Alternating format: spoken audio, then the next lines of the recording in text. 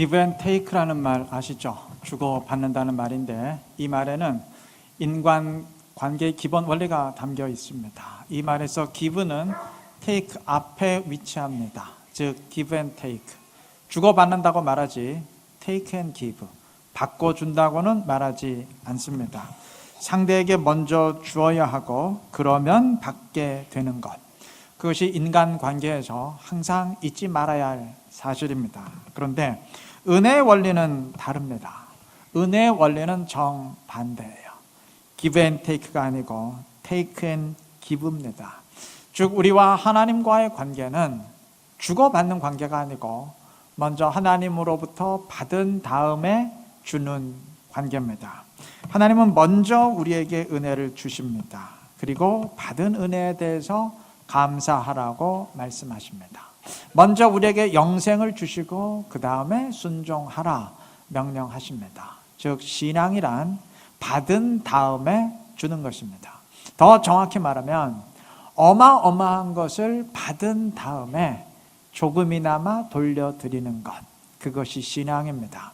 오늘 감사주일인데 우리가 감사하고 또 감사하지 않을 수 없는 근본적인 이유입니다. 그런데도 간혹 이를 착각하는 사람들이 있어요. 자신이 take and give 하는 사람이 아니고 give and take 하는 사람이라고 생각하는 자들입니다. 내가 이 정도 헌신하며 봉사했으면 주님이 좀 알아주셔야 되는 것 아닌가? 다시 말하면 내가 이 정도 주님께 순종을 드렸으면 이젠 주님이 보상하실 차례가 아닌가라고 생각하는 사람들입니다. 여러분, 그 누구도 주님께 먼저 드릴 수 있는 사람은 없습니다. 그리스도인의 헌신은 드리기 전에, 그리스도인은 헌신을 드리기 전에 이미 받은 사람입니다. 너무 놀라운 것을 받았기에 그에 대해 조금이나 보답하는 것, 그게 헌신이지 내가 주님께 먼저 드리는 것이 헌신이 아닙니다. 때문에 우리는 헌신을 하면서도 감사해야 될 사람들입니다. 크게 헌신할수록, 크게 드릴수록 감사하고 또 감사해야 될 사람들입니다. 그렇게 크게 헌신할 수 있는 믿음과 은혜를 먼저 주셨기 때문입니다. 오늘 본문은 이러한 원리를 착각했던 한 사람을 소개합니다. 본문에 의하면 어떤 부자 관리가 예수님께 와서 물었습니다. 내가 무엇을 하여야 영생을 얻으리까? 이 사람은 23절의 증언처럼 부자였습니다. 부자도 그냥 부자가 아니고 큰 부자라고 했습니다. 그리고 22절의 증언처럼 그는 어릴 때부터 하나님의 계명을 하나도 빠짐없이 완벽하게 지킨 사람이었습니다. 이러한 배경을 고려하면 이 질문은 단순한 질문이 아닙니다. 여러분, 유대인 쳐놓고 영생의 방법을 모르는 사람은 없어요. 특히 이 사람처럼 어릴 때부터 계명을 하나도 빠짐없이 완벽히 지킨 영적인 엘리트가 그걸 모를 일은 없습니다. 그건 마치 교회의 목사가 십자가가 무슨 의미인지, 구원의 방식을 모른다는 말과 똑같은데 그 말이 되는 얘기입니까? 이 사람은 정말 영생의 방법을 몰라서 온 것이 아니에요. 자신의 완벽함을 확인하기 위해서 또는 자부하기 위해서 질문했던 사람입니다. 그는 정말 자신만만했어요. 아마 이 부자 관리는 내가 어릴 때부터 계명을 다 지켰으니까 이제 그에 대한 보상으로 영생이 주어져야 된다, 이렇게 확신했는지 모릅니다. 내가 이 정도 하나님께 순종을 드렸으니까 이젠 하나님이 보답하실 차례다, 그렇게 확신했는지 모릅니다. 그의 질문에서 이러한 의식이 드러납니다. 내가 무엇을 하여야 영생을 얻으리까? 무엇을 먼저 하면 그 대가로 얻을 수 있다는 의식, 즉 give and take의 의식입니다. 그는 몰랐습니다. 계명을 지키기 전에 이미 하나님의 은혜가 그에게 주어졌다는 사실을 몰랐어요. 주님께 드리기 전에 이미 받았다는 사실을 몰랐습니다. 여러분, 우리는 순종해서, 즉 순종을 드려서 구원을 대가로 받는 사람들이 아닙니다. 이미 먼저 구원의 은혜를 받았기에 순종하는 사람들입니다. 우리는 천국에 들어가기 위해서 예배하는 사람들이 아니에요. 먼저, 이미 천국의 은혜를 받았기에 그에 감사하면서 예배하는 사람들입니다. 때문에 내가 하나님을 위해서 뭔가를 했다고 자신만만하다면 그건 은혜의 원리를 모른다는 이야기입니다. 천이나 만, 억을 받았는데 1이나 2를 보답했어요. 큰 소리 쳐야 되겠습니까? 아니면 겸손히 감사해야 되겠습니까? 은혜의 질을 명심하시고 헌신하면 헌신할수록, 크게 드리면 드릴수록 더 겸손히 감사할 수 있는 지혜로운 우리 모두가 되시기를 바랍니다. 계명을 다 지켰다고 자신만만한 부자 관리에게 주님이 말씀하셨습니다. 너의 재산을 다 팔아서 나누어 주고 너는 나를 따르라. 여기서 이 사람이 이 말씀을 순종했다면 아마 주님의 제자가 12명이 아니라 13명이 되었을지도 모르죠. 그런데 큰 부자였던 이 사람은 이 말 한마디에 근심하며 돌아가고 말았습니다. 이때 예수님이 유명한 말씀을 하십니다. 25절, 낙타가 바늘귀로 들어가는 것이 부자가 하나님 나라에 들어가는 것보다 쉬우니라. 예수 안 믿는 사람들도 아는 구절인데, 여러분, 이 말씀에서 주님은 쉽다 어렵다의 개념으로 말씀하시는 게 아니죠. 낙타가 바늘귀로 들어가는 게 그게 어려운 일입니까? 아니면 불가능한 일입니까? 불가능한 일이죠.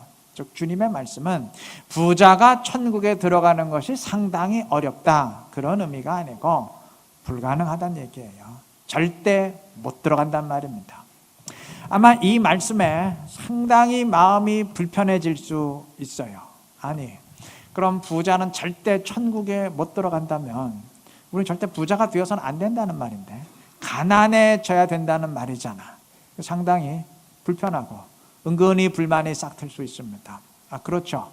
가난해져야 된다는데 기분 좋을 사람이 누가 있겠습니까? 그런데 이 말씀은 그런 의미의 말씀이 아니에요. 당시 상황 속에서 예수님의 말씀은 부자는 못 들어간다, 부자이기에 못 들어간다, 그런 의미가 아니고 부자도 못 들어간다입니다. 당시 사람들이 생각하는 기준으로 천국에 가장 먼저 들어갈 사람들, 천국에서 가장 가까운 사람들이 있습니다. 먼저 율법을, 즉 하나님의 계명을 철저히 지킨 사람들입니다. 율법을 잘 지켰을수록 의인이고 천국에 가깝다고 생각했습니다. 다음엔 부자들입니다. 부유할수록 천국에 가깝다고 여겼습니다.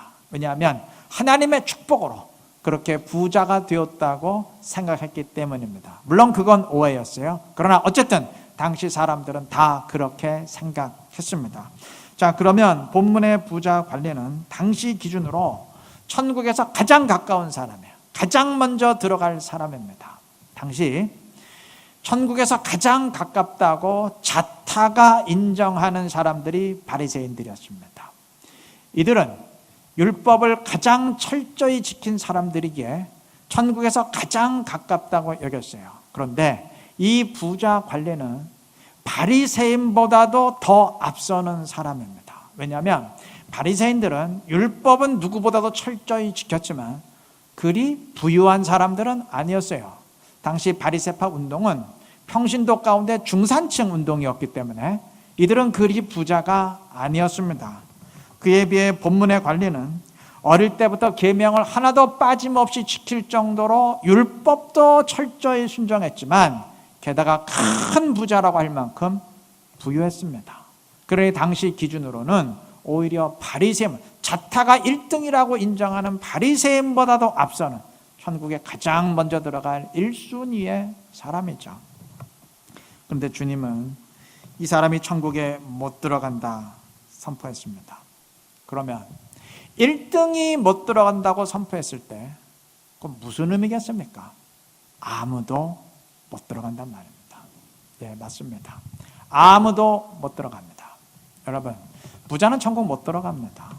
그런데 명심하세요. 가난한 자도 천국 못 들어갑니다. 주님은 굳이 가난한 자는 못 들어간다 말씀하지 않으셨어요. 그렇게 말씀할 필요가 없기 때문입니다. 당시 기준으로 1등도 못 들어간다면 그건 10등, 20등, 100등은 당연히 못 들어가는 거예요. 그거 굳이 언급할 필요가 없습니다. 전교 1등도 불합격이다. 그럼 전교 100등 그건 당연히 불합격 아닙니까? 계명을 완벽히 지킨 사람도 못 들어간다. 그러면 제대로 지키지 못한 사람은 당연히 못 들어가는 것이기 때문에 굳이 언급할 필요가 없습니다. 그렇게 예수님의 말씀을 듣고 사람들이 즉각 물었어요. 26절. 그런즉 누가 구원을 얻을 수 있나이까? 아니 도대체 그러면 누가 천국의 구원을 받을 수 있다는 말입니까? 아무도 들어갈 사람이 없지 않습니까? 그러한 의미예요. 여러분, 만약 주님이 부자는 못 들어간다, 부자이기에 못 들어간다는 의도로 말씀하셨다면 사람들이 이렇게 물었겠죠. 그럼 부자는 못 들어가는군요. 그러면 가난해져야 되겠군요. 우리가 어느 정도까지 가난해지면 되겠습니까? 라고 물었겠죠. 그러나 주님의 말씀이 부자 관리도 못 들어간다, 1등도 못 들어간다라는 의미였기에 아니 그럼 1등도 못 들어가면 누가 들어갈 수 있다는 얘기입니까? 도대체 누가 구원받을 수 있다는 말입니까? 그렇게 반문하게 되었던 것입니다. 주님은 결론을 말씀하십니다. 27절. 사람이 할 수 없는 것을 하나님은 하실 수 있느니라. 사람이 할 수 없는 것을, 구원은 사람이 어떻게 할 수 있는 문제가 아닙니다. 부한 자건 가난한 자건, 율법을 지킨 자건 못 지킨 자건 다 불가능합니다. 그럼에도 구원이 가능한 이유, 하나님은 하실 수 있느니라. 하나님이 이루어 주시기 때문입니다. 그가 주권적으로 이루시기 때문입니다. 우리가 영생을 얻을 수 있는 이유가 바로 이 때문입니다. 우리는 이를 은혜라 말합니다.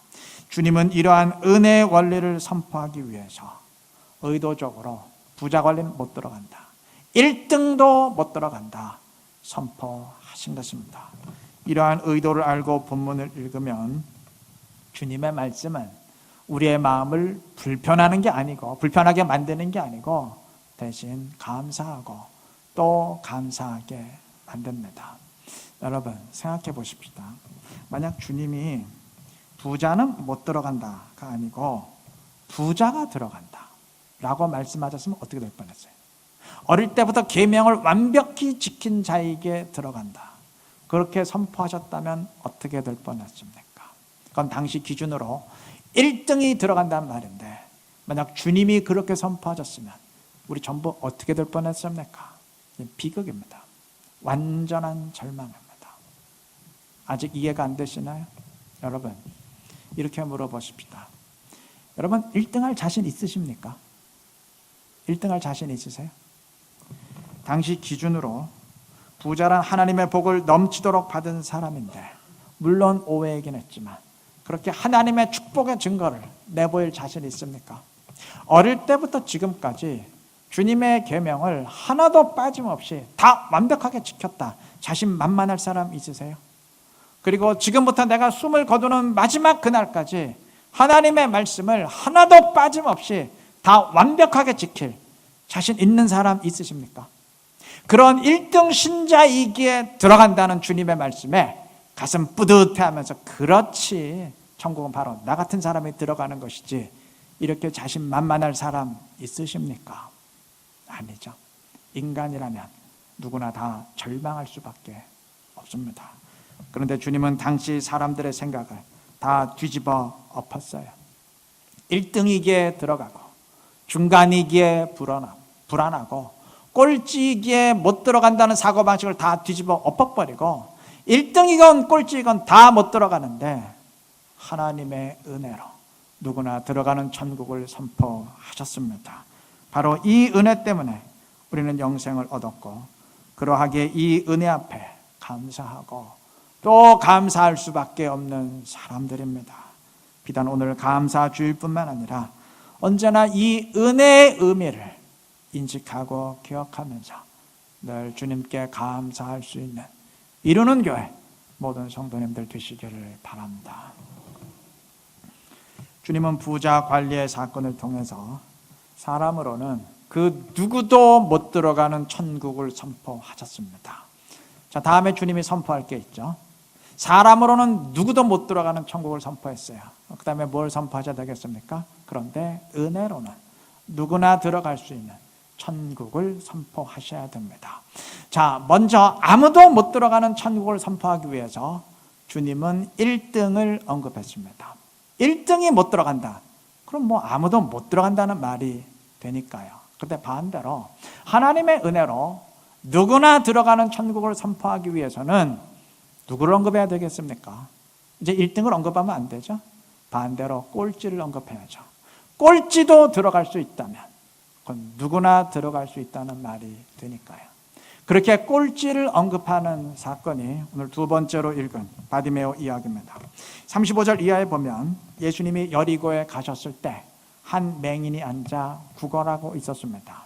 오늘 본문 누가복음에는 이 사람의 이름이 기록되지 않았는데 우리는 이 사람이 누군지 다 알죠. 마가복음 10장에서 이 사람이 누군지 분명히 기록했습니다. 디메오의 아들 바디메오였습니다.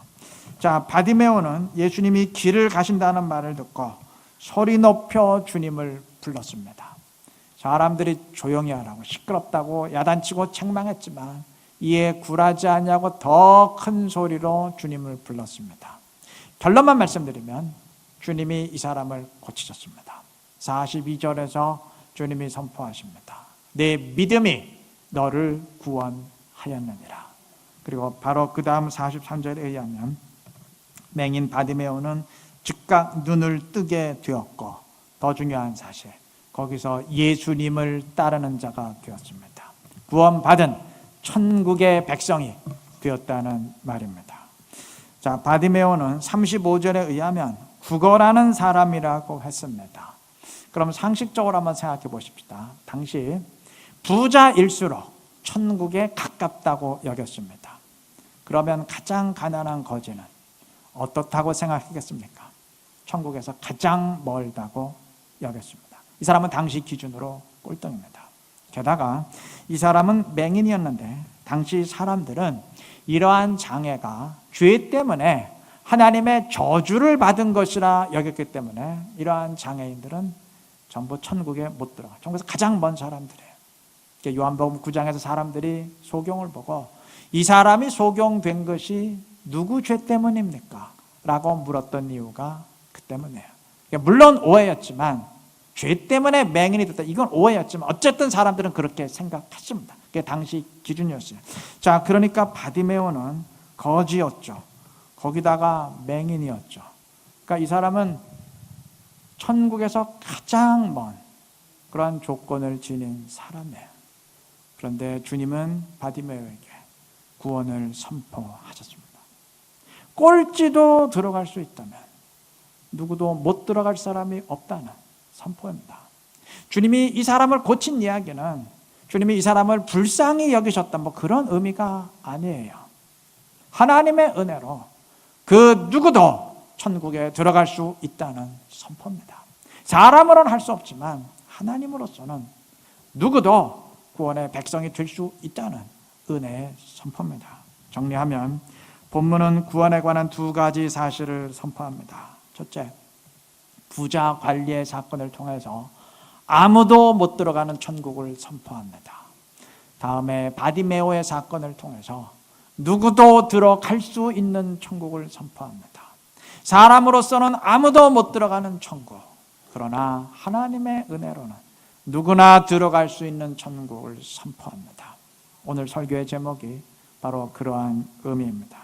이처럼 아무도 얻을 수 없는 구원을 누구나 얻을 수 있는 구원으로 바꾸시는 주님의 역사, 아무도 못 들어가는 천국을 누구나 들어갈 수 있는 천국으로 바꾸는 하나님의 역사, 그것이 은혜의 의미입니다. 이 은혜 앞에 더 이상 또 무슨 감사의 조건이 필요하겠습니까? 감사하지 못한다는 것은 뒤집어 말하면 은혜를 전혀 모른다는 말입니다. 은혜를 깨닫고 은혜로 인해서 언제나 감사할 수 있는 지혜로운 우리 모두가 되시기를 바랍니다. 말씀을 맺겠습니다. 오늘 두 군데 본문을 읽으면서 부자는 천국에 절대 못 들어간다고 하셨고 반대로 가장 가난한 거지 바디메오에겐 구원을 선포하셨으니까 주님의 말씀은 부자로 살아서는 절대로 안 되고 다 가난해져야 된다는 말이구나 라고 받아들인다면 그건 말씀을 오해해도 한참 오해하는 일입니다. 그냥 읽으면 그렇게 읽혀요. 그러나 예수님이 왜 이 말씀하셨는지 당시 상황 속에서 읽으면 주님이 선포하신 메시지는 은혜입니다. 1등도 못 들어가는 천국을 꼴찌도 들어갈 수 있는 천국으로 바꾸시는 은혜, 그것이 주님이 의도하신 메시지입니다. 성경의 기록상 주님이 가장 심하게 책망했던 자들이 바리새인들입니다. 반면 가장 가깝게 영접해 주신 사람들이 세리와 죄인들입니다. 당시 바리새인들은 율법을 철저히 지키던 사람으로서 천국에서 가장 가깝다고 여겨졌습니다.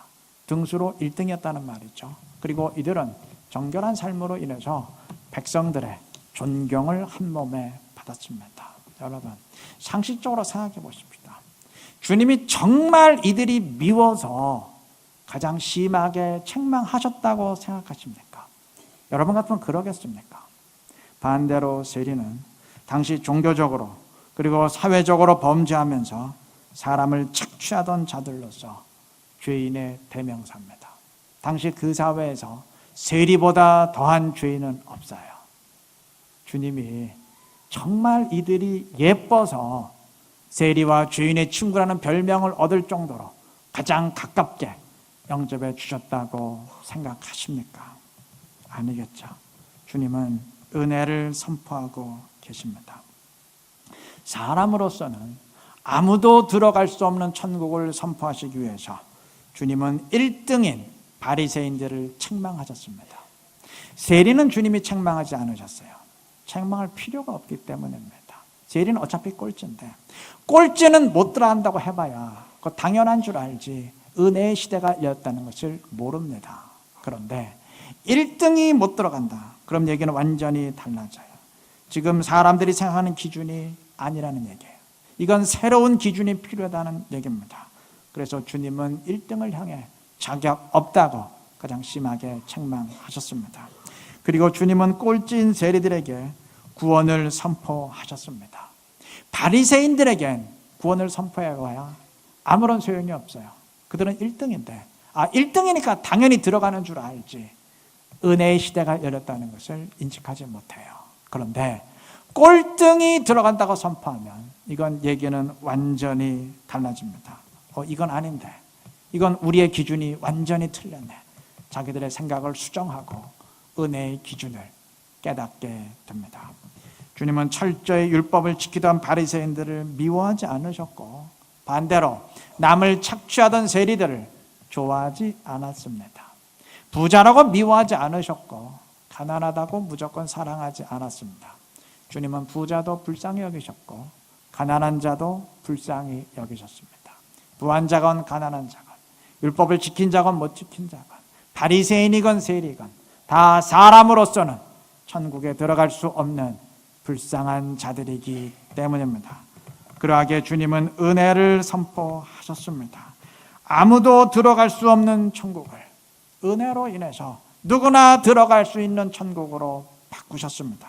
우리가 지금 이 자리에 앉아 예배할 수 있는 이유가 바로 그 때문입니다. 우리가 영생을 얻은 하나님의 자녀가 된 이유가 바로 그 때문입니다. 우리가 감사하고 또 감사할 수밖에 없는 이유가, 가장 중요한 이유가 바로 그 때문입니다. 오늘 감사주일을 맞아서 이러한 은혜를 다시 한번 깊이 생각해 보시길 바랍니다. 아니, 비단 오늘 감사주일뿐만 아니고 늘 이 은혜를 인식하면서 감사할 수 있기를 바랍니다. 그래서 언제나 은혜에 감사하면서 더 많은 감사의 조건으로 체험받을 수 있는 지혜롭고 신실한 우리 이루는 게 모든 성도들이 되시기를 주님의 이름으로 축원합니다.